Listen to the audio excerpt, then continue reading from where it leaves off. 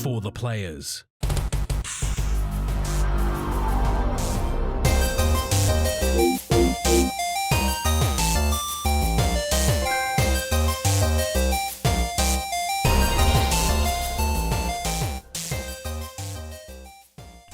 I'm Ryan Betson. I'm Max Cooper. And this is For the Players, the PopCulturists PlayStation Podcast. Over 40 years of playing PlayStation and 10 plus years that games media combined. I'd like to thank you for joining us in this PlayStation conversation. This PlayStation conversation happens every Monday morning at 8 a.m. on podcast services, including Apple Podcasts and Spotify, and 9 a.m. on those YouTubes. If you'd like to take part in future conversations with us, you can. Check out our socials, Facebook, Discord, Instagram, and Twitter X. All of those links can be found in the description below. If you want to join the conversation as it happens, head over to twitch.tv/popculturists. We can watch us record this show live, where you can jump in the chat and become part of the show. If you want to support the show, you can. Tell your friends, tell your family about this PlayStation Pod. If you are watching, if you're listening on podcast service, be sure to give us a 5-star rating and a written review. If you watch us on YouTube, be sure to like, subscribe, and comment below. I endeavor to answer every single comment. And if you want to support us financially, you can at patreon.com/thepopculturists, as well as our merchandise store, popculturists.com/shop. Where you can buy shirts and other assorted shit with our logos on it. So it's been a week, Max. Did you recover from PAX Australia? From my one day? Yeah, dude, I recovered. Oh, cool. It admittedly took me a lot longer than I intended. I was still rough a couple of days later. I'm old. So old. Yeah, no, I recovered nicely, obviously having only been there for a day.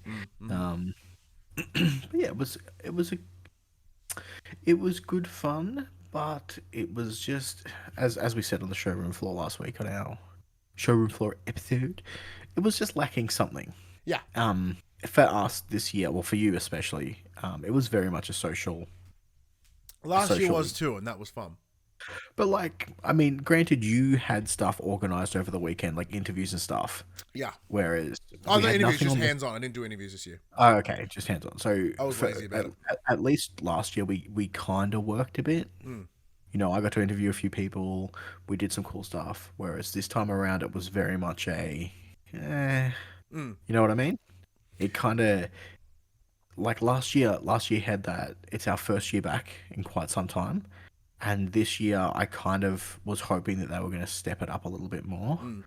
And they failed to blow my skirt up. Yeah, there's no dick blowing off, that's for sure. Yeah. Look, I'm in a similar boat. So even after adding 2 extra days, I did go hands-on with a bunch of cool games, and we'll talk about them in a moment. But it is certainly PAX Australia, 2 years out from COVID. It's different, in that a lot of the big guys aren't there.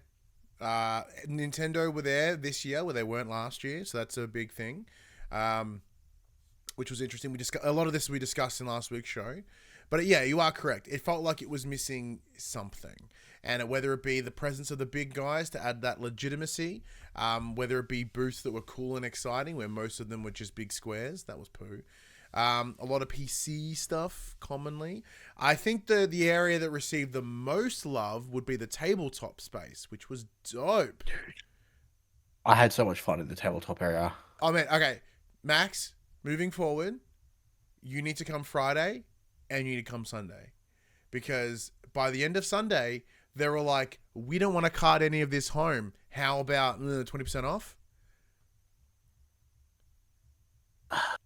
Yeah, because that's how I ended up leaving with some Star Wars Shatterpoint expansions and this really cool set piece for Marvel Crisis Protocol. Because I was like, and went back on Sunday and they're like, 20% off. I'm like, give me that. If you had a message me and be like, Dice Thrones is 20% off, I would be like, can you get me one, please?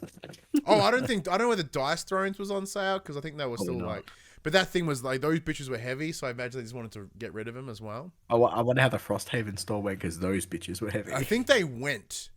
Like, when I was looking at it on the end of the weekend, like, there was 1, maybe 2 on that table. Like, they moved. They moved. And people can see the box behind you. Yeah, man. I love my Frosty Haven. You got minis that need paint in there or what? All of them. So many. I should just show you. I should just show you a good cheat paint method. That'd be fun.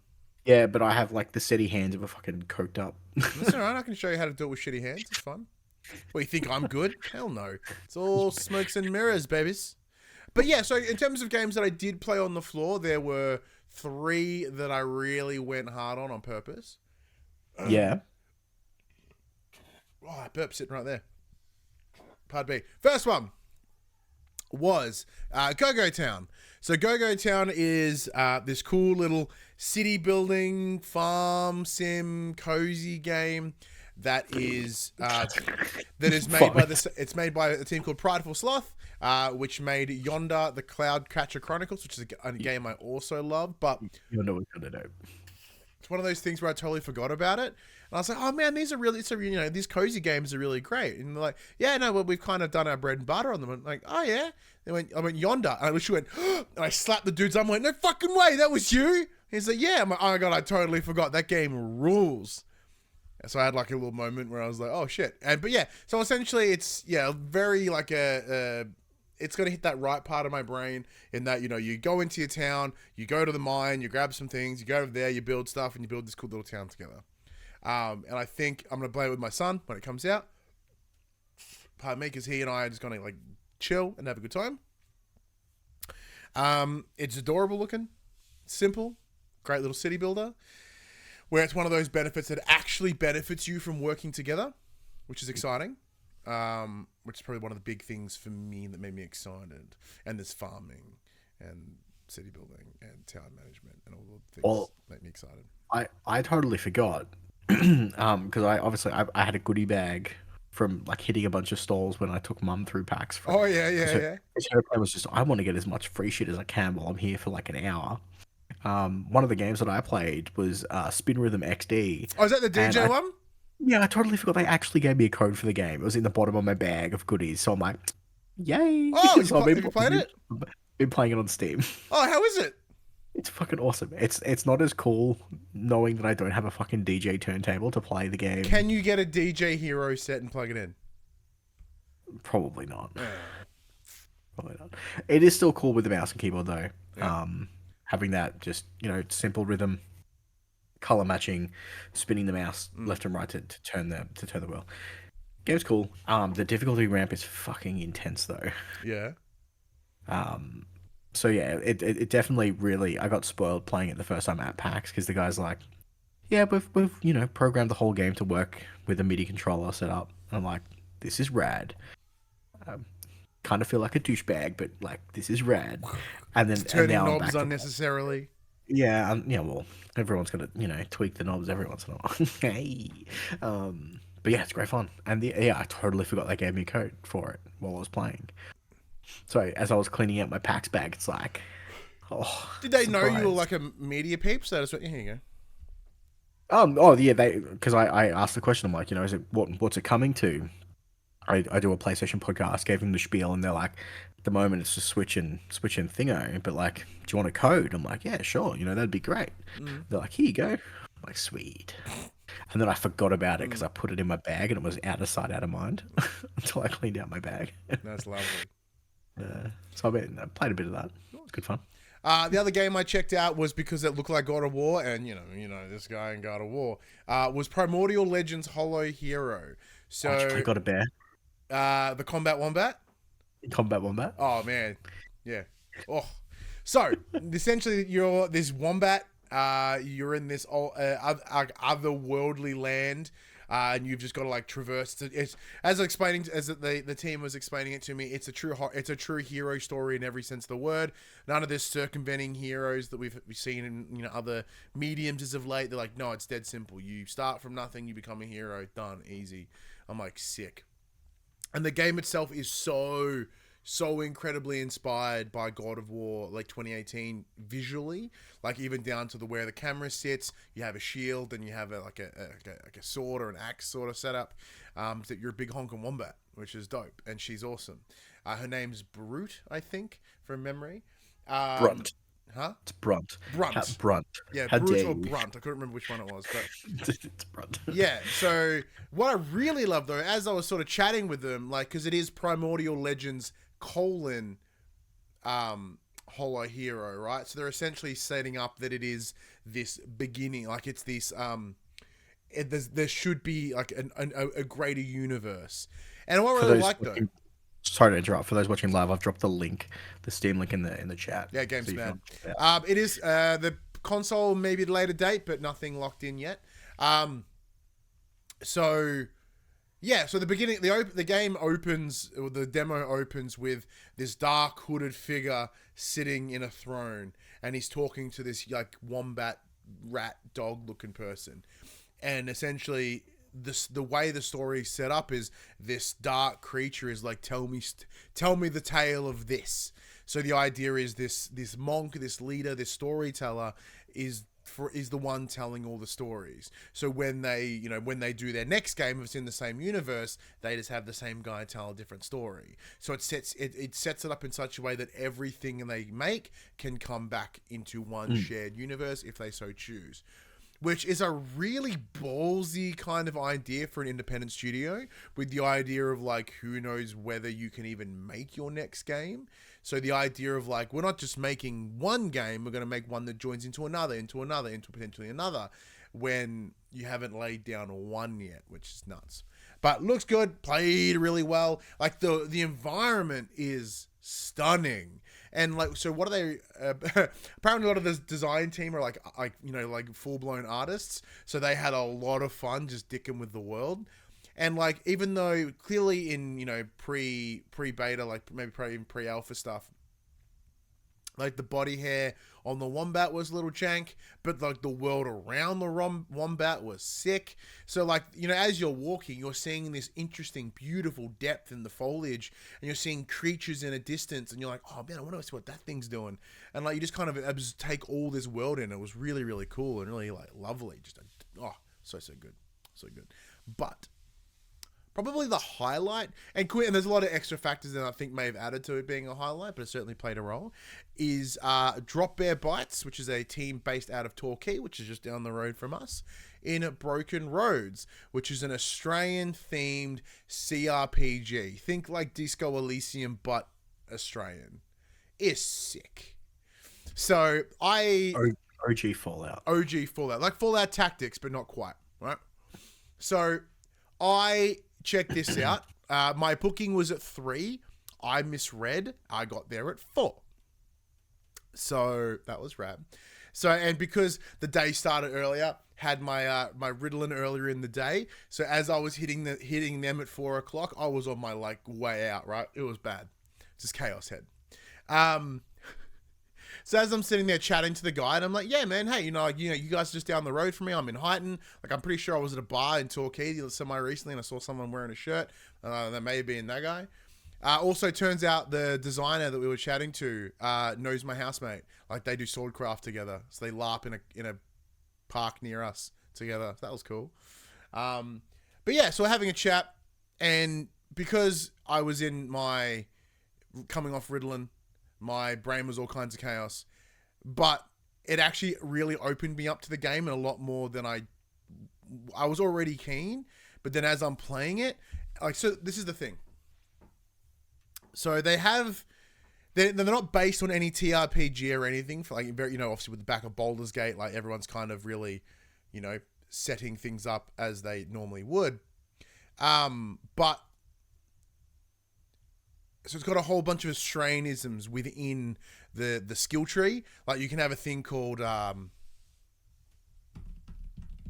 punt.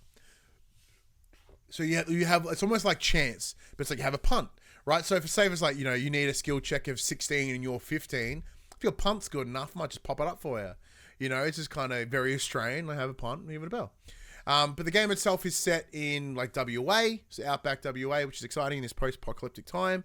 They had this incredible First Nations actor whose name escapes me right now. He has recently passed, which is sad, but he is like the narrator for the demo, which was awesome. Just kind of really adds this sense of Australian, because all the voice actors in the game are Australian, right? But not like that real turned up, yeah, you going Australian, but more of that like organic Australian voice. So I feel like the turned up would have been way better. As an Aussie, it would have been way better.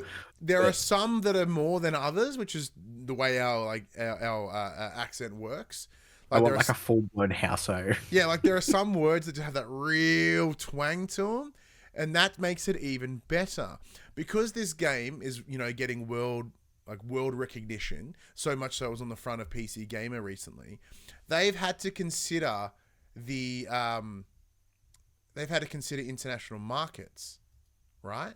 So they've had to change up some of the vernacular so people understand. No, they've kept it as it is, but because it's all turn-based and it's all conversational, the words that you may not know if you're not from Australia are highlighted, and you can click on it with your mouse, and it will give you a Australian like an urban dictionary, right?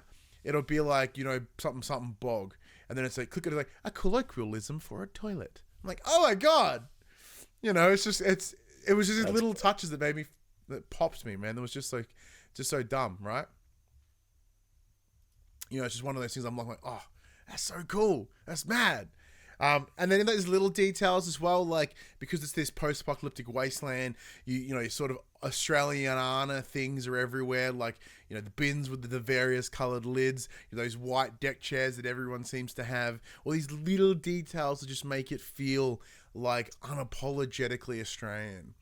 And one of the things I was talking about with the dev, the creative director, who's dope, by the way, and the plan is for PlayStation in the near future, not at launch with the PC version, but a little bit later, as they sort of like suss it out. And also they set the game up so you can play it with controller, so like they don't have to like wait to port it, like it's ready to go. So I lost my train of thought. Oh, the Australiana, right? Because Australia, we are and always have been a very multicultural country, right? So what is Australian is really hard. Like if you think about like other countries that have hundreds and hundreds and hundreds of years of built-in culture. Now, of course, our country has that culture, but that's our First Nations people. Like we as white folks have only really been around for barely anything. So like, and then say the 80s, I think the 80s was the real big peak of Australian culture, having a very clearly defined visual style, language, expression, all these things that I think have kind of faded away over time. And some of them good, they went away, like our just built-in racism. But there are some things like how we speak and just sort of how how we like very casual and relax and just all these little things that Australia has, which are like is dripping in this game, right? So like I am in no way a patriot. I'm just lucky. I'm just happy to be born on this bit of dirt here compared to dirt somewhere else. But it is nice to have moments where I can sit here and go, all right, this is Australia. This is my culture. Because I one of the things that I've always had a problem with, Max, this whole side tangent. It's because I'm like 9 generations Australian white. It's just white dude, white dude, white dude. And then if you go back further, it's white dude in a different location. I don't have that connection to my culture or my history because I don't really have one. Right? Have you had people that are from like say European countries and like, oh, we're Polish and we have this Polish tradition and blah blah blah blah blah blah. And like, I'm like a bunch of Australian. What's mine? Lamingtons, I guess. It's like we don't have that history. So it's kind of nice to have something that hits what I would consider part of our culture, I guess. That makes sense? Max? Make sense? Yeah. But one of the other things I really like about the game as well, apart from all that. In my mind, the whole time you were speaking of that, I'm just like, I wonder if I could fight a kangaroo. Are they drop bears? Like, yeah. My mind went elsewhere. It actually has talking about your ancestors. It's like... One of the things I really enjoyed about this game as well is, and the demo is still available. It's on the Steam store. Go check it out.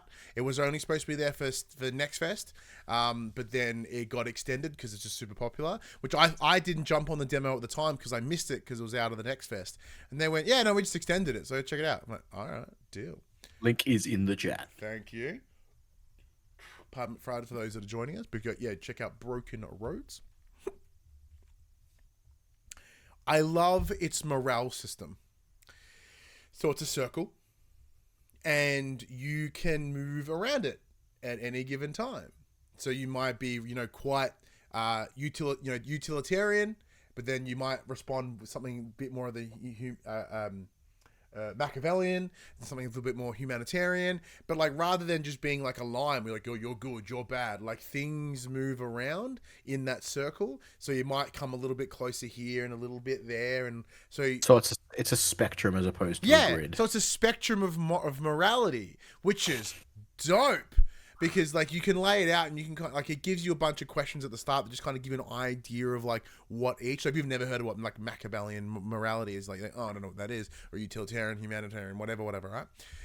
There's like a nihilist one too, which is tons of fun. I think masochist. No, not masochist. I think it was just nihilist, right?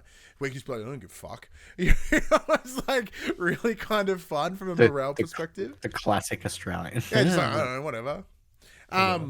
So that was really sick, and I think people will have a lot of fun with that morale system, on just sort of how you can tweak it rather than simply good, bad, like chaotic, neutral. They kind of take away a lot of that. Whoa! Don't be dissing my fucking morality grid. No, I'm not. I quite like that grid. That grid is great, but this one adds a little bit more nuance, where you can, like, little do you realize you're suddenly over here when you thought you'd be over here, and you're curious on how the world takes all that information in. Lawful evil for life. Yeah. But yeah, that's coming out in November 17th on your PCs. No confirmed PlayStation date as of yet, but as I mentioned, there is control support. They haven't patched it into the demo yet because they're just waiting for a couple little tweaks to be resolved, but it's very likely that'll be pushed in a patch to the demo soon, and then from there we'll have a more locked-in date about it coming to consoles, which is exciting. One little thing I want to mention though, just un-game related.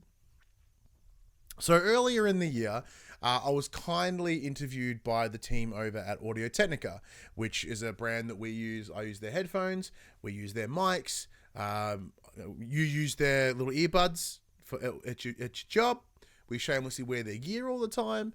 And it was awesome. We're going to talk about like sort of my content creation history, working in the wrestling space, and of course we got to record our pod there this year on the floor. We've done it pretty much every year except last year because we left it too late and we just went to a different booth.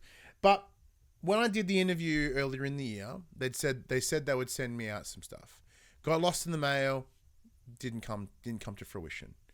But so when I met with them on PAX weekend, they gave me this. So you might not be able to see it in the camera. So this is a Daruma. Daruma? That's how you pronounce it. So it's a little good luck charm in that. So when you go to do your next project, your next endeavor, you draw one eye, your pupils on one of the eyes, and then oh, hello. Hey, bud. It's been a little while since my son's broken in, but yeah. So you do the pupil in one eye, and then when your journey is finished or your project is complete, you draw the other eye, and the idea is that the totem gives you good luck. It's been ages since he's broken in, but yeah, the idea is that so you use so it gives you good luck while you're working on that project. I haven't quite worked out what that project is going to be yet. But we'll give it a bell. So on a fun note of nostalgia, my son we bought some tech decks today because apparently it's 2005. And I'm super happy with it. All right. Go to bed. Love you. I'll see you soon. But yeah, so shout out to them. Very, very kind, to have a really adorable little son and also a little, token. It means a lot because like it was handmade and it was shipped over from the team over at Audio Technica in Japan, which is even cooler. So I really appreciate that. And then they were kind of like, anything you want that's out there, it's yours. You just tell me. I was like, are you shitting me? I was already taken aback by my cool little trinket, which will live there until whatever thing. Oh, it's gonna live there forever, I'm sure. Yeah, they're like, oh yeah, just pick whatever you want. So I got myself a lovely pair of the Audio Technica M50Xs, but the Bluetooth version. Might bring them here and get rid of this wire, because wires are lame. Yeah, how lame are fucking wires? Mine barely make it to my fucking computer. But yeah, so big shout out to that. But yeah, PAX was great. Got like hella wrecked a lot. Like mostly the Friday night got real rowdy. Ooh, way too old. This is the one thing I learned, right? As I feel like I've been talking flat for about 45 minutes. I can't handle PAX like I used to, Max. Like I used to. Part of me just wants to handle PAX like we did 6 years ago. Can't do it. Too old. I don't know what that is. I wasn't there 6 years ago. Yeah, I was. Yeah. But it was interesting. I'm curious on your thoughts about this, because one of the things that we were discussing is like, it's interesting that we are sort of the old guard in like the mid to upper low gaming content, like, because we've been doing it near a decade at this point, pretty close to a decade at this point. And then a lot of my other, my colleagues in the space, they've been doing it for just as long. And it's fascinating to sort of being like, oh wow, we've been doing this forever, and like we're all still here. Some of them have come and gone, but a lot of us are still here, still going, still kicking. Like, wow, fascinating. And then I found this really interesting statistic. Where was it? Do I still have a picture on my phone? And of course, I can't find it while I'm trying to think about it. But it was essentially the idea that if you get more than like 20 hits of your podcast, you are already in the top 50% of podcasts in the world, because there are so many. And it was interesting because it kind of like put into weird perspective what we do, because like we get substantially more than that, right? But I've always sat here going, oh man, like it's been so low, like we've never really hit it, et cetera, et cetera. But it's nice to sort of have this moment of, oh, well, maybe things aren't all bad. We're still around. We're still doing stuff. But yeah, and as MGB in the chat says, it's kind of insane how the games media has changed so much in the span of a decade. Yeah, it really has, which is also insane. Like, the amount of content creators at PAX this year comparative to previous years. Poof. But yeah, because this is what your third? It's my third PAX, second as media. So I'm not as cynical as you guys yet, says the guy who was like fucking over it by 2:00 Friday afternoon. It's one of those things, like, now that I'm on the other side, it does change things. Because when I went to PAX as a person, and I bought my pass, and I'm like, it was having that experience was cool. Now it's I try and do as much as I possibly can in that media hour, so I just don't have to dick around. And for us, we record a video and then go to whatever's caught our attention. You know what I mean? Like, because like there's so much stuff there, and you only really, to a degree. Like, I'm not a huge indie guy. I found the indies that looked interesting to me, and I obviously got to play them. But of the big hitters, you know what interests you, and generally they're the ones pulling the biggest crowd, and it's not fun waiting in lines for a few hours to play what is essentially a 10-minute demo. Like, it's rough. Which we understand. What we're bitching about right now is entitled as hell. But when I didn't have that, it didn't feel so bad. Because it's like, I have this opportunity to play something early. This is cool. This is my, this is going to be my only chance. And now that I'm on the other side of that fence, you know how they say the grass is always greener on the other side of the fence? In this case, it's fucking way greener. So it's lost that spark. And we've talked about this through, like, what used to be E3 week and all that stuff. Those used to be those really, I used to get up and watch them I miss as a E3 week so as bad, a as a consumer. They used to hit different. Now, on this side of the fence, they hit different because they're not as they don't feel as impactful as they used to, because this is what used to be the first time I would get information or viewing of these things. Now it's not so much. Yeah. And it kind of takes away that. Yeah, we're in this a kind little of bit. sweet space where there are some things we know about early, and when they pop up at events, we go, "Oh yeah, cool." But like, The analogy is taste that like, oomph away. the analogy is like you open your Christmas present, you get to see your Christmas present before it's wrapped up, and then you have to open it on Christmas Day. You already know what it is, Yeah. so that excitement's gone. Like, we can't talk about the details, obviously, but like, we're playing Spider-Man 2 right now, right? Both you and I finished it. Can't talk about it. I got the platinum. Can't talk about it. The game hasn't come out for a week, and we're like done with it.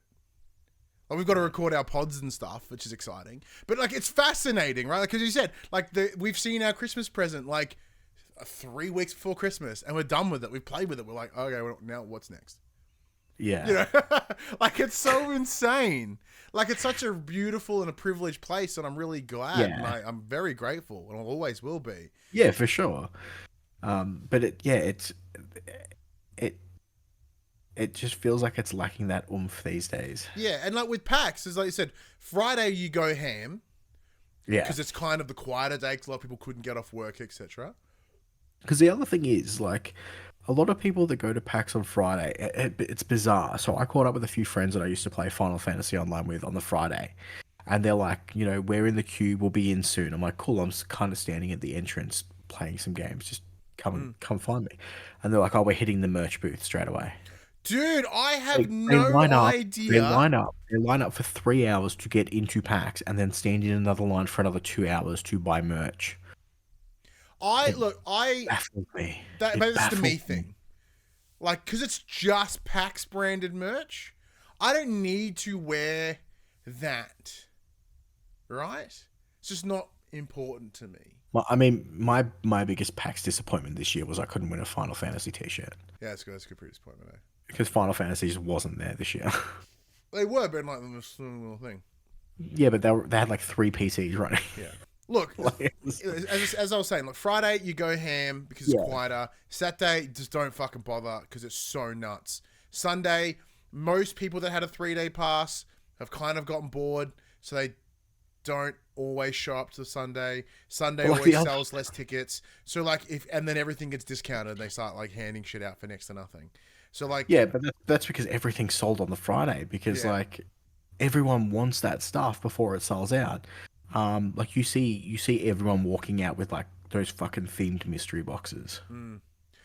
Trash, by the way.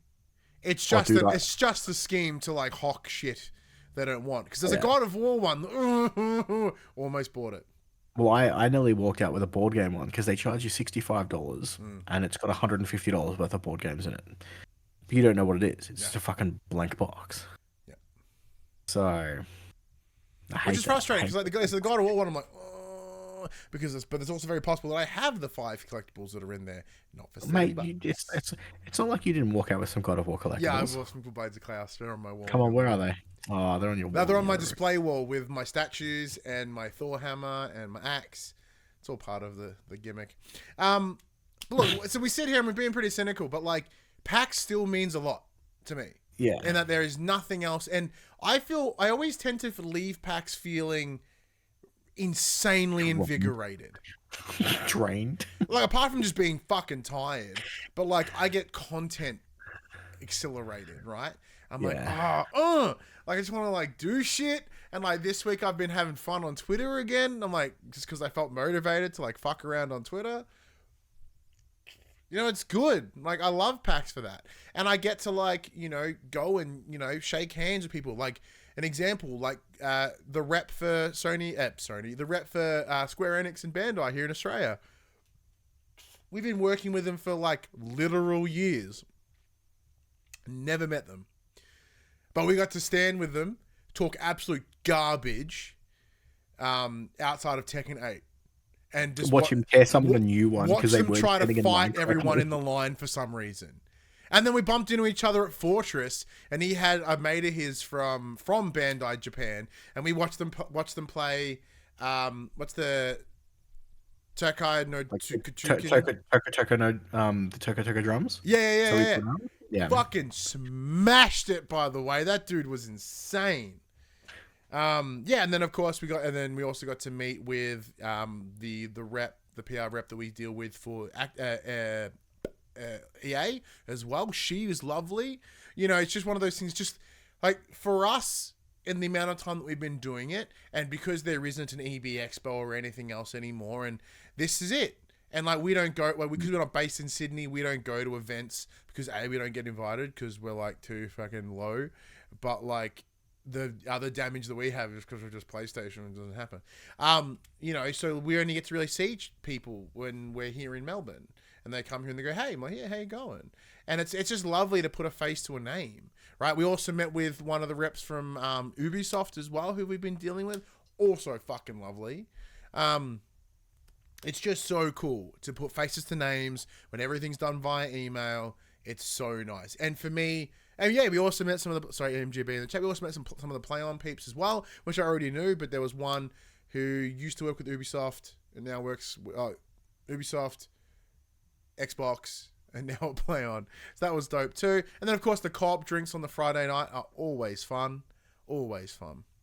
But yeah, look, there's like half an hour of PAX chat. Enjoy that. Because look, it is the biggest thing in the Southern Hemisphere. It's our big Christmas. It's where we all get to come together and have fun and just see all our friends and, you know, play games and do pods and like I did a Bitstorm, I believe it was called Bitstorm. No, I don't remember. There was one of the shows I did, which you pitch an idea that is stupid. You pick an idea. So the idea is like with a random word generator. They pull 2 words, and you've got to pitch a game about those 2 words.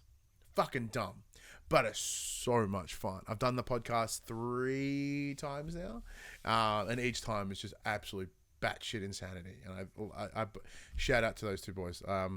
Great show. But look, outside of that, Max, we've been playing. Apart from Spider-Man, we can't talk about it. Assassin's Creed Mirage. Oh, yeah, big thank you to the team of Ubisoft Australia for providing us the root code for Assassin's Creed Mirage. So Assassin's Creed Mirage is going back to its roots. It's very much akin to the old school Assassin's Creed games where you go to the bureaus, you get your contracts, you do the investigations, then you kill the big bad. It's good. It's really, really good. It feels a little bit clunky. Like the old ones. So there's some pros and cons. The assassin bureaus are like exactly what I remember too. Like it's fantastic. So this one's set in Baghdad. It's you play as Basim, as he humble street thief turned assassin, and you're trying to deal with the evil corrupt goings on in Baghdad. I'm really enjoying it. Like I said, it is that callback to the before times, to the earlier times before they went all fucking RPG on us for some reason. The gear system is still very similar to how it has been in the newer ones. They've kind of just dropped the numbers, so you just have 3 upgrade points, and they get better as you upgrade them. All that stuff. They've brought back all the being able to cloak in crowds and sitting on park benches and all that stuff that you remember from the days of old. But it feels dated because of it. Yeah, that's the downside. Because it's the character models look old, as if they're like previous generation. It's really bizarre. It's very interesting. It's kind of like, because we were discussing this when we played Dead Island 2.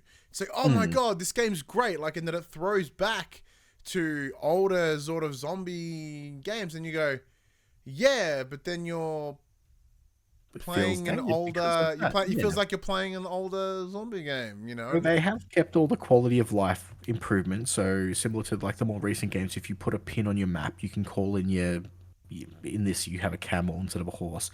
You can call in your camel and go, I want to go to my pinpoint location, and you can turn on the cinematic camera and you can just fucking watch it. You don't have to stick around and So all those quality of life improvements that they have added over the years are still there, which is great. Mm-hmm. Um, but yeah, they've very much gone back to the original style, which isn't necessarily a bad thing, but it seems like they haven't taken enough of what was new and made these new ones so special and fused them together enough to make it like one cohesive thing. As poorly worded as that was, hopefully No, I you get you. understand. So you're still climbing the fucking towers, synchronizing the things to get all your pop-ups All on your the shit and screen, stuff, and yeah. and then obviously there's still the each location has a certain set of tasks. So clear contracts, find the shards, loot all the collectibles, collect all the points of interest, like all that stuff. They're still all there. The areas are cool. There's the parkour system's fine. It's not great. It's not as good as it has been. It is better. There's times where you can see, because obviously a lot of the paths are predetermined for you. You can kind of see like, oh, this is where I'm supposed to go. This is how I'm supposed to run it. And for whatever reason, you'll jitter step and then you won't make the jump, or you'll just randomly stop for some reason. There's some issues to it. Now we received our code day of release, so I am playing on the day one patch and all of that stuff. It just it feels. There's a reason why it's an $80 game and not a $120 Well, game. apparently part of that is also that it was kind of originally meant to be DLC for Valhalla, I believe. Which would be really bizarre, but yeah, there's a character.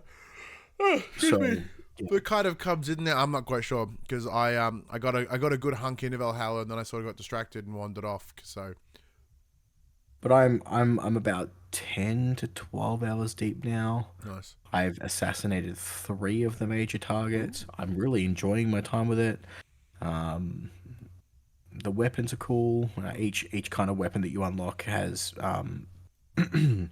obviously certain abilities, and then if you pair that with you get a sword or a dagger essentially, one in each hand, and then if you pair them up, they kind of complement each other. So the ones I'd been using for the longest time was the sword was every 5th consecutive hit you would poison an enemy. And then if you were using the dagger, if you killed a poisoned enemy with a melee attack, it would create a poison cloud, poisoning everything around you, which is rad. I just unlocked the weapon and armor set for collecting all the mysterious shards. And that is every 3rd hit you regain your health. But the catch is you have 50% max HP. Yeah, that's Sorry. for me. At that risk and reward.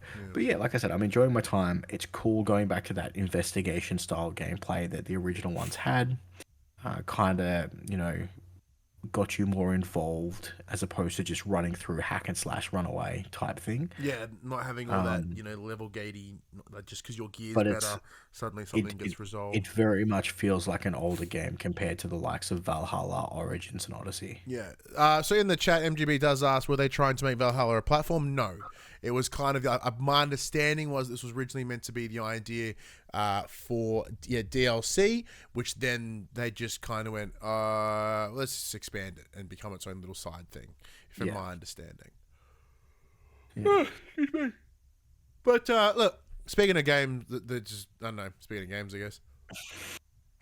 So once we finish the other game we were talking about before, I'm in the process right now. I think I'm just gonna try rip up some backlog, right? Let's start clear out some stuff.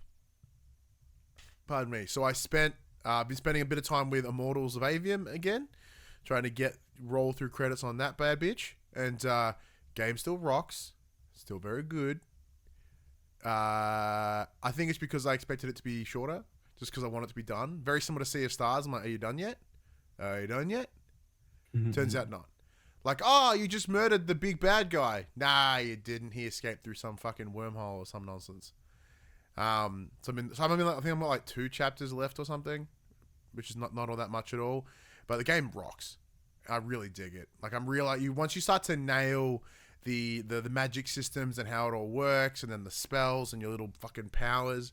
Like, it just makes it a ton of fun to really string together. So that Doom influence is certainly there as you're like ducking, weaving, and switching weapons, and like, you know, it doesn't quite have like the movement and verticality that I found that I thought it would. Like, you're kind of shifting and jumping and hovering, but not like to the speed. But the shooting and like the having to switch your gun style is very Doom Eternal. I'm still really digging it. Man, we're going just talking a long time about fucking packs and games we've been playing. Max, you have been playing Lords of the Fallen. I have been playing Lords of the Fallen, so a huge thank you to the team at 5-Star for providing a code for that. So I dove into it yesterday on day of launch. I have played about 5-ish hours, so this is kind of like the soft reboot prequel of 2013's Lords of the Fallen. So I believe it's set like 100 years after that game. So it is the new Souls-like on the scene, and the big gimmick of this Soulsborne. Obviously, I've been talking about Lies of P, which was the Pinocchio style game. So the gimmick for this one is you are a crusader, and you have this lantern that allows you to see into essentially the death world. So they refer to the two worlds as like astral and Shadow umbral. Realm or something like that? Yeah, essentially. It's like they refer to them as astral and umbral. Okay. So the worlds run simultaneously, and if you hold your lantern up, it will show you the other world. Oh, look, I remember that being a thing with Dishonored, and it was sick. Which is cool. So, like, there's a door in your way, but if in the other world there's not, you hold your lantern up, you can just fucking walk through the wall. Dope. It's great. The lantern has a bunch of other abilities. It has the ability to, like, flay souls, so you can rip souls out of living creatures and smack the crap out of their souls, because you deal more damage to them. You can use it to interact Sometimes with the have world. felt that. I have felt that someone's ripped my soul out, slapped it about, and put it back in, so it's pretty relatable. Yeah, so, but one of the coolest things is when you die, if you are in the real world, quote unquote, when you die, it automatically puts you into the death world and you respawn. So if you're fighting a boss, you essentially have one extra life. You get a free respawn, which is kind of cool. It's a second chance mechanic for a Dark Souls game, which is cool. There are some times where you have to forcibly, send yourself to the Shadow Realm, quote unquote, which will, strip you of that free revive. Ooh, how Constantine. But you can. There's essentially these effigies, these totems in that realm to bring yourself back to life, and then it will revert back to the overworld as opposed to the underworld. So it's a really cool mechanic. The game is completely playable in co-op. Cool.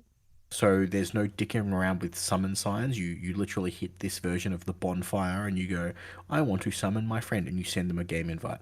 Sick. And then they just join you. There's no disappearing after you fight a boss. There's no disappearing when you enter a new zone. They're just there forever. Nice. It's great. You can't travel too far apart. The game will be like, nah, you have to stay within a certain range of each other. You can't just fuck off and do your own thing. Makes sense. Which is fun. The summoned player doesn't progress any story. They get no key items. Okay. So there's that downside. If you're the summoned player, of course. Yeah. If you are the summoned player, which I have been. I haven't been the main player.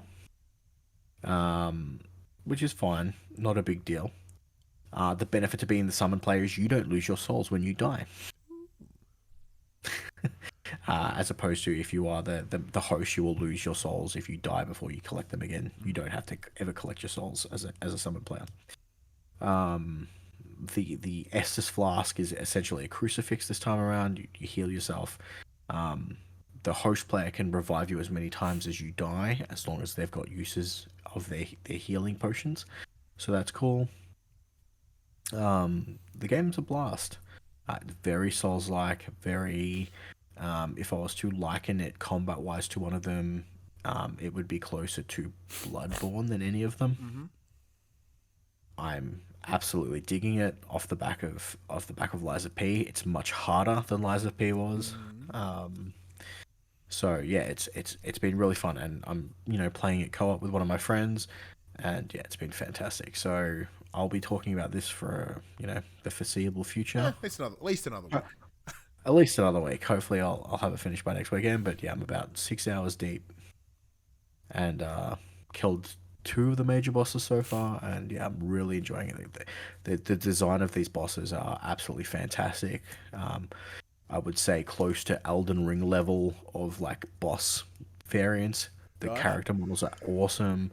The boss mechanics so far have been absolutely fantastic. Like the very first boss you fight, like the first actual boss you fight, was this just amazingly. I do care. I just gotta blow my nose. Keep chatting. I'll be right No, back. no, you're right. It was this amazing like fallen angel style fight. It was, yeah, the the mechanics of it has been really interesting to try and change up what has been done now, a million times now. Everyone's trying to make a Soulsborne. This one's working so far for me. So yeah, definitely, if you're interested, it's probably easier than an actual Dark Souls style game, but especially if you're playing it in co-op mode. But so far, this game's been awesome fun. So yeah, I'm gonna be playing that for quite some time. Character models are cool. The locations are cool. The puzzle solving between going into the overworld and the underworld, having to do things that will affect both things is awesome fun. My only gripe so far has been that to jump you need to sprint and push the interact button, and if you're sprinting you can't interact with anything because you automatically jump. So if you're sprinting to a ladder and you hit X to climb, you'll just fucking jump. Or if you run over an item and go to pick it up, you'll just jump. There's been so many times I've fucking jumped off the map trying to pick up an item because I've been accidentally sprinting. Yeah, it is frustrating. So same goes with like Immortals. Like square is the button to interact with anything. It's the button to reload, but it's also if you hold it, which you also need to hold it to unlock a chest. But holding square recharges your mana crystal. So it's like, let's open this chest, recharge mana crystal. Fuck. So yeah, there's been, and the other thing is that it kind of makes sense. When you're playing co-op, your co-op person, you cannot walk through them. Okay. If you both try and jump a gap at the same time, you can totally just fucking smack into each other and kill you. Yeah. Awesome. Which happened a few fucking times. But yeah, so far the game's great. Massive improvement on 2013's, which is understandably so. We're fucking 9 years in the future now, 10 years in the future now. It looks great. It runs like absolute asshole in quality mode. It looks stunning. It runs like crap. But there is noticeable frame drops. Put it in performance mode, it's great. Absolutely fantastic. But in quality mode, it does look way better than it runs, unfortunately. Which goes for most of those style of games, to be fair. And I prefer performance over quality anyway, so I generally play most of my games in performance. Yeah, me that's too. Probably the only that like even in the menus it's noticeably different. There's a noticeable difference from fucking quality mode to performance. Beautiful. Yeah. All right. An hour later, let's get in the section we call Inform the Players. We tell you about what happened this week in PlayStation. Well, let's kick things off. Oh, the show's so long already. I know, right? How good was it last week when we kept to a 1 hour time? No, it was 40 minutes. Yeah, it was even less, wasn't it? Yeah. All right. So let's kick things off with the games coming to PlayStation Extra and Premium this month. Or Deluxe. We have got or here in Australia. Or Deluxe in Australia. We have Gotham Knights, Dark Pictures Anthology House of Ashes, Disco Elysium, The Final Cut. Yes, nice. Far Changing Tides, Gungrave Gore, Elite Dangerous, Dead Island Definitive Edition, Alien Isolation, Outlast 2, Elder Souls, and Roki. And coming to the premium, we have Tekken 6, the PSP Classic. Nice. Soul Calibur Broken Destiny, Shit, the yeah. PSP Classic. Ape Escape Academy, PSP Classic. And finally, a PS1 Classic, IQ Final. Fuck. Well, the premium / deluxe still sucks arsehole. But at least the extra is pretty good. Gotham Knights is cool. It's it's fine. It's better. It's more in a multiplayer setting is a much better experience. It's more fun with friends. So now there's no barrier of entry. Win. House of Ashes rules. Disco Elysium fucks. That game is awesome. Elite Dangerous is one I've always wanted to check out, but apparently it's like a super hard like simi space game. It's like space like cargo sort of setup. Yeah. Think very not Eve. Maybe it's Eve. I don't remember. But yeah. And then on the back end of that news, premium streaming is finally getting done, except if you live in Australia. So depending on your region, you'll be able to enjoy, quote, supported titles from from Sony's top streaming tier without needing to download them as soon as next week. The functionality will extend to game trials, so you'll be able to test the time-limited demos effectively on demand. Hundreds of games will be available at launch, such as Resident Evil 4, Dead Island 2, Genshin Impact, Fall Guys, and Fortnite. You'll be able to stream up to 2160p depending on your internet connection. You will also be able to drop image quality as required in favor of improved performance.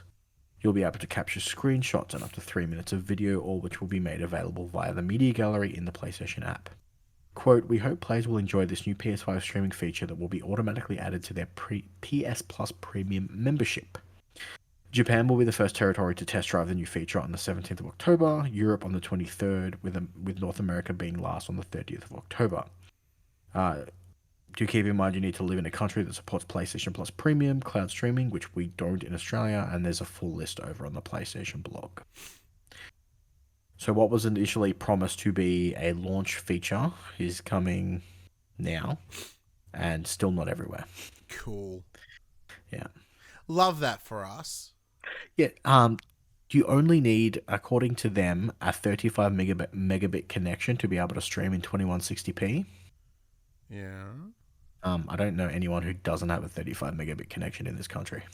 Yeah, look, I think the challenge that we face is that we stream all our shit from Europe for PlayStation. Yeah, I think it comes down to like what is our like ping. What's our ping? And I think there's a little bit of a problem of averages. Yeah. In that like where we are, shit rules. But like on average, how are we looking? You know what I mean? Like it's very likely that like there are regional centers, like regional areas of this country that just cannot do it. You know what I mean? And I think that will like be a big deciding factor for them to be like, oh well, we can only meet so many people. Does that make sense? For sure. Yeah. That's kind of what I was thinking anyway, but it is a mix of like once again we're continuing to be given a shit end of the stick when it comes to the PlayStation Plus. We don't have premium, and now there's another feature that we don't get, and we're still paying an exorbitant amount of money for, if you so go to that tier. And we would encourage that you don't get extra. Correct. That's it, and you're fine. Extra stuff. Like bang for buck, extra fucks, but deluxe, nope, don't do it. Like if we had premium in that we would get PS3 via streaming, etc. Yeah, things would change. But I can't say with confidence right now. All right. Remember there was that rumor mill for a while there, Max, about like PS5 with a removable disc drive and a slim version? I do. Well, fuck you. They're both one thing now. They ain't two separate things. It's just one thing. I would argue it's detachable, therefore it's two separate things. Fuck you. kind of gives it away with the removable disc drive. Yeah, nice work. So Sony has announced this week and revealed the long-rumored new PS5 model, launching in November 2023 in the United States, with other countries maybe. This updated SKU has a smaller form factor and, as expected, a disc drive which can be brought and attached separately. So if you get the digital one, you can then buy the hard drive, plug her on in, get a different side panel, and fucking win. Bob's your uncle. So, here are the numbers. The new PS5 version has been reduced in volume by over 30%. So it's like a slimmer model, I guess. And as rumored, its side panels have been separated into 4 pieces, with the top 2 in a glossy finish and the bottom 2 in a matte finish. This would also explain why the new Deep Rock collection, whatever the fuck they were called, were delayed into the earlies of next year, because they are coming in variants of the older model and the new model. There you go. So for those you were like, "Ooh, I want the red one," and then you get a slim, you're like, "Ooh." So you'll be able to buy the new PS5 model with or without the disc drive already attached, and you'll be able to buy the disc drive separately and attach it if you so needed. So get a digital version, buy a disc drive when you need. It does come with a slight increase in storage, with a 1 terabyte SSD built in, which makes me question their entire arguments around why they picked 825. Because, it's best for the Optimum's whatever Mahuzma for... Why? Why then? Does that mean that the SSD doesn't run as good? Because of the packaging or whatever when it comes to the RAMs and the... Okay, someone answer that for me. The pricing of the Blu-ray model is largely identical to the previous version, which is great. But the digital Slim Edition has received a price increase in the US.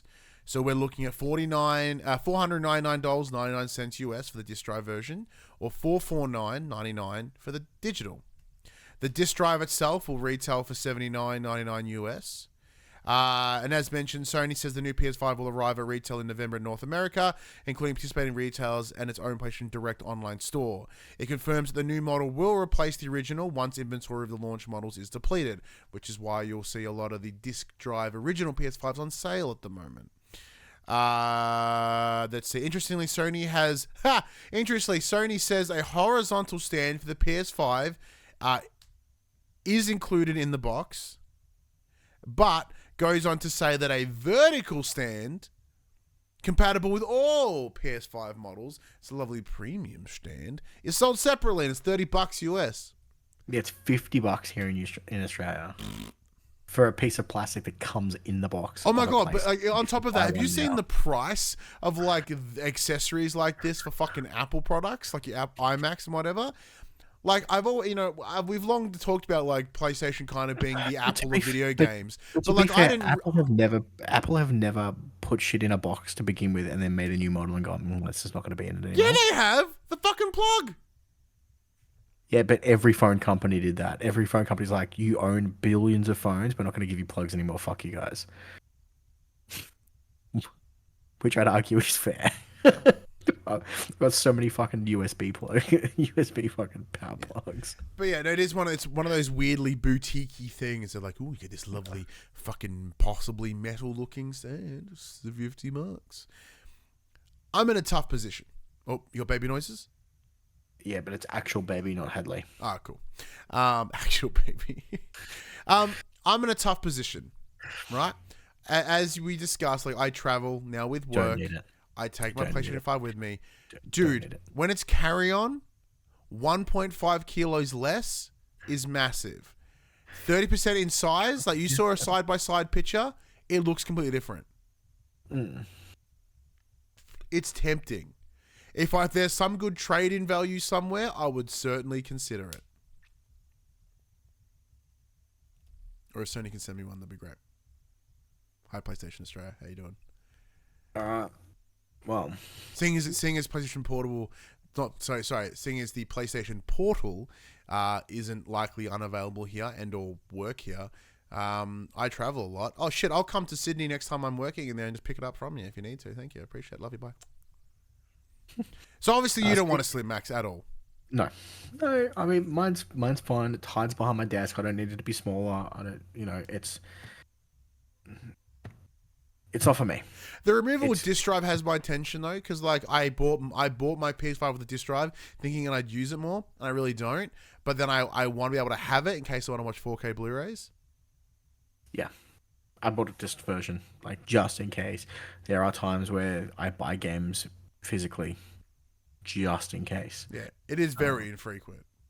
It is Call of Duty's become the one game that I actually buy every year. Just because you want to be able to flip it later on. Come on, yeah. I have that 7 days of safety of like, this is fucking trash, and get my money back. You say that like you weren't smashing the open beta. Oh, dude, I kind of played a few games in the open beta. No, they've made Zombies an open world game now for Call of Duty, so I think I'm back. No, pricks. Anyway, let's talk about gaining access to different control schemes in the Sonyverse. So earlier this year, Sony announced the PlayStation 5 Access controller, a brand new and highly customizable input device designed to allow anyone, regardless of ability, to enjoy PlayStation 5 games. About time they finally caught up to what Xbox has been doing for the last couple of years with their whatever their accessibility controller is called. I can't think of it at the moment. It launches on the 6th of December. I'm glad you don't know it either. That's what you're looking at. Access controller. Is that it? No, that's not it. That's the PlayStations. Yeah, suck shit. Fuck. It's not just me, man. This will launch on the 6th of December. Pre-orders are available now. And if you're looking for more information on the controller and how it came to be, Sony has put out a video on the blog. Yeah, it is called the Access controller. Is it? It's the adaptive controller. Thank you, MGB. It is the Xbox adaptive controller. Oh, the Xbox one. Yeah. I think you meant the PlayStation one. I know what the PlayStation was. I fucking read it out 3 times in a row. Well, I got distracted. Fuck you. It's 9:30. My meds wore out fucking 4 hours ago. So, I forgot to take a short actor before I did this show. So, as well as going over what the Access controller can do in a nutshell, it has interchangeable buttons, a wide array of adjustable parameters. Fuck off. It's Katy Perry song. Parameters. Parameters. Fuck off. To meet the needs of any user. The PlayStation blog also introduces us to the Logitech G Adaptive Gaming Kit. This is a set of additional attachments for the Access controller to make it even more adaptable. It includes a further 8 buttons of different shapes and sizes. These can be easily inserted into the Access controller's 4 3.5mm ports.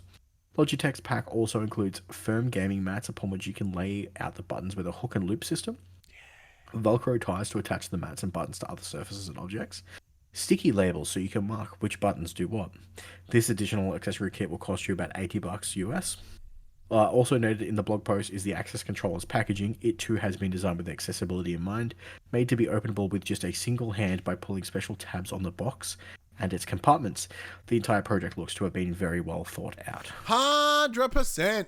So for those of you may or may not remember, my previous employment before what I do now, I used to work in disability and mental health support services, using games as therapy. So yeah, this is exactly fucking rad.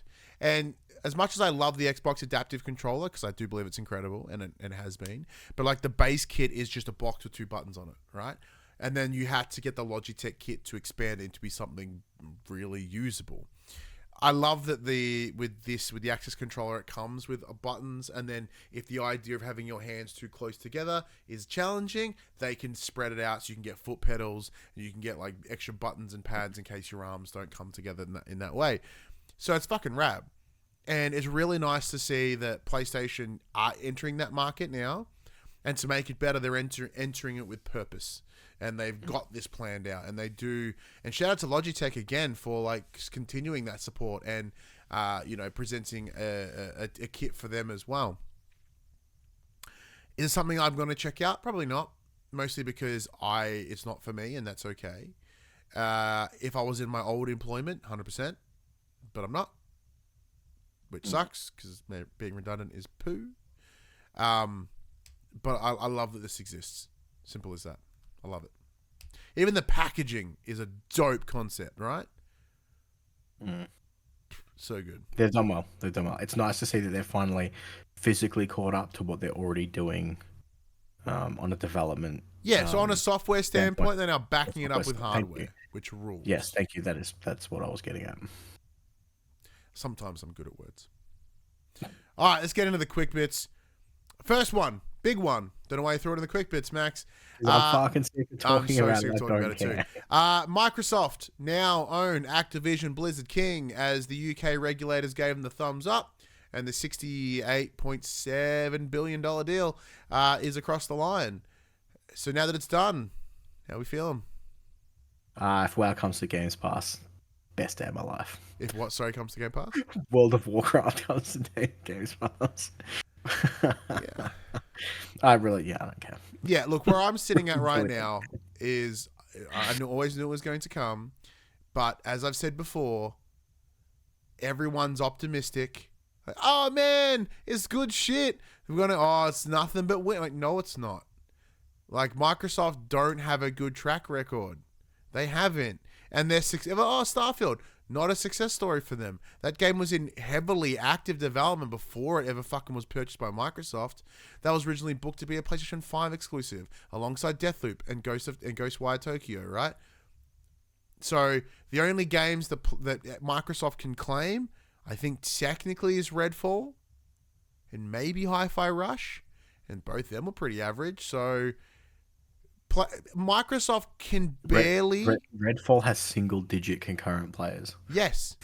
Microsoft can barely look after and support the studios they currently have.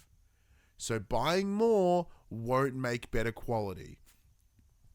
Once again, the reason they bought them was to bolster their subscription service. We've seen recently that subscription service does not make money. Therefore, they're not going to invest money in things outside of the big things. So expect Call of Duty to be shitter than it was before. And like, not to have a dig at MGB, who's our mate here in the chat. They're excited for Soldier of Fortune. Don't hold your breath. Just because Microsoft own it now doesn't mean they're going to bring back all the games that you loved. Because Microsoft kind of don't give a fuck. The best case scenario that you might get is you might get a butthole port of the old version through, what's it called? Not Play Anywhere. What's it called? Is it Play Anywhere? Their backwards compatibility, right? That's your best. Oh, yeah. That is your best case scenario. Like, they don't have the money to go, you know what we should do? Let's make a port of Simpsons Hit and Run. Let's just pay that licensing again. No fucking chance. They are both big corporations that they're not in it for the creative endeavor. They're in it for the cash. Is PlayStation the same? Fuck right they are. But they at least have a bit more of a creative care. And, once again, we look at their list of their releases. It's fucking Game of the Year contender, Game of the Year contender, Game of the Year contender, Game of the Year contender. Microsoft haven't had a Game of the Year contender since probably the early 2000s. Really. And we expect them now, they just have a fuck ton more on their plate, that suddenly they're just going to become a better company. That's naive thinking. And am I cynical? Fuck yeah, I'm cynical. But what we're going to... what I'm really glad is that now... Do you want me to hold him? Now that Microsoft... Back in a second. That's right. So now that Microsoft has gained this extra,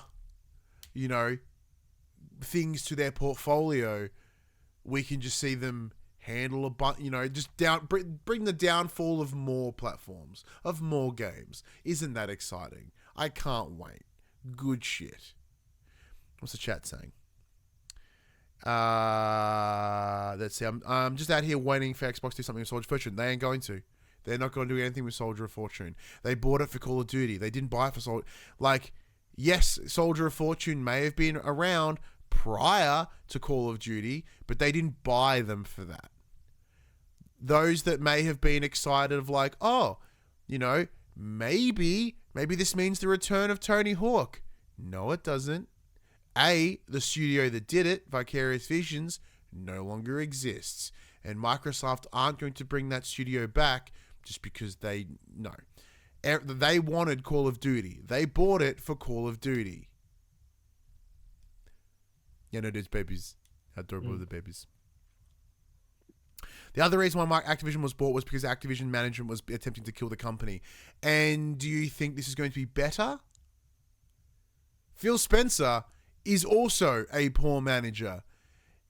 Does he have a list of sexual assault allegations? No. Cool. He's slightly better than Bobby Kotick. Well done. Bobby Kotick is getting a golden parachute out. He is like, oh, I'm going to leave as of 1st of January 2024 with all the money in the world. He got no punishment, nothing for all the shit he has done. Now, granted, he turned Activision around from a shit company to one of the most world biggest fucking $69 billion company. Phil Spencer ain't a hero. Next. X-Defiant delayed after inconsistencies during the beta test. First delayed because it didn't get certified, and now it's like now the beta's hot poo. Meow meow. You think it'll ever come out, Max? No. She did. She did. Like Skull and Bones. Yeah, it's one of those things. Like if it does, everyone's be like, well, it got delayed a bunch of times, and like it really should be here. Like it better come out pretty fucking good. Unity CEO John Riccatello retires from role following pricing shitstorm. No, then he didn't retire. Then he got fucking fired. Bobby Kotick hints at more Guitar Hero. Don't. I love Guitar Hero. We had a great Guitar Hero session the other night. Sorry, Max didn't invite you. Yeah, typical. No worries. You have a baby. You can't come play Guitar Hero. You can't. Like Guitar Hero Live, when they tried to bring it back, was riddled full of microtransactions and a subscription service, and it was shit.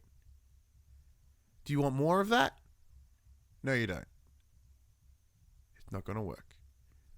It is of its time in a good and bad. Mostly bad. I still love it, but it's not going to come back. Eat that dummy, you little bastard. Munch, dummy. Oh, he's squirmy. Very squirmy babies. All right. Oh no, he's grabbing headphone cables. And of course, Spider-Man 2 is now available for preload. He's alright. He can cry. He's fine. Oh, that takes me back. Because like a baby cry, like a little Bubba cry is so different to like once they get older. And it like the concern was he won't wake his sister up if he's crying out here. It's just one of those things where like, oh man, it just hits different in your ears, and like it kind of hits this old back of your brain sort of thing. So Spider-Man 2 is live. Heads up, the embargo is the 17th. We will have a review discussion up live for when that drops. And I believe the 19th is when like any video stuff gets done. You will have some videos up then as well. Looking forward to talk about it. I'm looking forward to picking up my 19 inches of Venom. I'm going to unbox that fucking statue, and then I've got to find where it's going to go here in the set, because that bitch be tall. Like, that bitch be huge. So we'll have to make some space. The 19 inches of Venom. Yeah, cool. But yeah. Oh, that's right. You ordered a bloody collector's edition. Yeah, isn't it crazy? Once again, let's buy the collector's edition of a game that I've already finished. Rad. Yeah, it's because you're paying for the statue. Like, I'm totally paying for the statue. Yeah. The game is free with the statue. Yeah, it was funny. Like we're not talking about this. Obviously, not spoilers for the game because it's very vague. But no, just don't say anything. You're not allowed to. No. Like we went to EB. We went to EB Games today, and there's like 2 costumes, and James was like, "Oh, we don't have those costumes." I'm like, no, because the game isn't out yet, you dickhead. Can you tell us at least that it looks good? No, I can't. No, we can't. No. We can't tell you anything other than that we have it. Correct. But here are things that you can get this week. Woo! That. A Boy and His Blob, a retro collection, PS5, PS4, October 17th. Skull Island, The Rise of Kong, coming to both, October 17th. Sonic Superstars, coming to both, October 17th. Hellboy, Web of Word, coming to both. Oh, October shit, is that 18th. the one that we saw? Yes, it's the comic book Fuck style. yes! Gimme on that one. Agatha Christie, Murder on the Orient Express, coming to both. Nah, fuck October that. I want 19th. the one. I want get the one. Get Agatha Christie out of my way. Hellboy time. Endless Dungeon, coming to both. October 19th. Hot Wheels Unleashed 2, Turbocharged, coming to both. October 19th. Inescapable, No Rules, No Rescue, coming to both. October 19th. The Seventh Guest VR, coming to PS5. October 19th. The Gap, PS5. October 19th. Is that a simulation of the store The Gap, and you just sell shit to people? Just shopping at the Gap. Marvel's Spider-Man 2, PS5, October 20th. Tennis on Court, PS5, October 20th. And Warm Snow, coming to both, October 20th. I want to play Warm Snow because it sounds like pee. That's yellow snow. Oh, still hot. Warm snow is just water, dude. Oh my god, it is. I didn't play Sonic Superstars at PAX. I could not give two shits. My kid loves Sonic, so I might harass 5-star. I used to love Sonic, but for whatever reason, I fell off at like Sonic 3. Yeah, no, I don't get it. I will openly admit that I just don't get Sonic. I don't get the appeal. Actually, I must admit, one of my favorite games of all time is Sonic Adventure on the Dreamcast. Yeah. Yeah. No, I don't know. The big one this week is obviously fucking Spider-Man 2. Yeah. Get ready, everyone. Yeah, Spider-Man, obviously the biggie. As I said, embargo on the 17th. We'll have some good shit to go. Get excited. Yeah, and the Hellboy one looks sick too. That's probably about it, really. Beautiful. All right. Well, there you go. Thank you, everyone, for joining us on this slightly different night for those you watching on Twitch, and longer than usual. Hot damn! Fucking talk about PAX for half an hour. Have kids breaking in, which was a lovely throwback. Oh yeah, totally forgot. Mario Wonder totally comes out on the 20th as well. Oh yeah, that looks cool. It's gonna outsell Spider-Man. No fucking chance. Actually, probably it would, because yeah, probably it would. So the Sony exclusive versus the Nintendo exclusive. Fuck off, as if Mario's not going to do it. Well, Mario just banks money, man. Like, it's just I still don't get it. They just make money. It's crazy. Yeah, hand over tiny little Italian fist. Well, big thank you to everyone for joining us once again. We appreciate you all taking the time out of your week to listen to our fucking nonsense. As I mentioned, we've been doing this a damn long time, and we really appreciate those that do come, whether in, week out, infrequently. We just bump into you at PAX. Shout out for that too. No, really appreciate everyone that takes the time. But yeah, Max, send them home. Well, everybody, this PlayStation conversation happens every Monday morning at 8 a.m. on podcast services, including Apple Podcasts and Spotify, and 9 a.m. on those YouTubes. Again, if you'd like to take part in future conversations with us, have topics you want to talk about, come and check out our socials: Facebook, Discord, Instagram, and X. All of those links can be found in the description below. No, generally serious. If you guys ever want to let us know, want to go, hey, can you guys talk about this, or I have some questions, or whatever, just hit us up. We do have I think it's popculture.com/questions, I think, where you can submit questions. I never check it because no one ever uses it. But yeah, just shoot us a DM. Literally. And I talked about this before, because MGB and we chat pretty much every day. Our DMs are open. Hit us up. We are just people, and we'll love to fucking chat to you. You know? I'm not very good at Twitter, and I often forget that a message system exists on Twitter. Yeah. So if I take a couple of days to reply, I'm not ghosting you. I'm just shit at social media. Yeah, and I'm pretty good at Twitter, so sorry about that. But yeah, Discord, I'm trash at. Yeah, I'm more likely to respond on a Discord than Twitter. Yeah. But yes, if you want to join the conversation as it happens, head over to twitch.tv/thepopculturists. We can watch us record this show live, or you can jump in the chat and become part of the show. If you want to support the show, you can tell your friends, tell your family about this PlayStation Pod.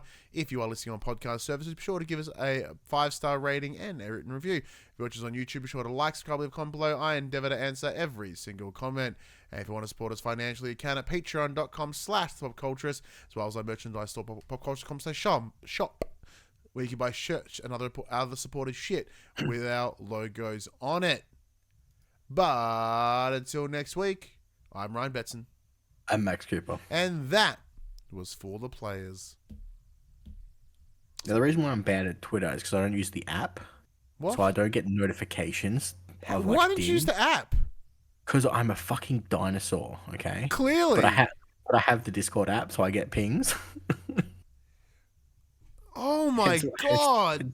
It's like trying to communicate with a senior citizen. For the players.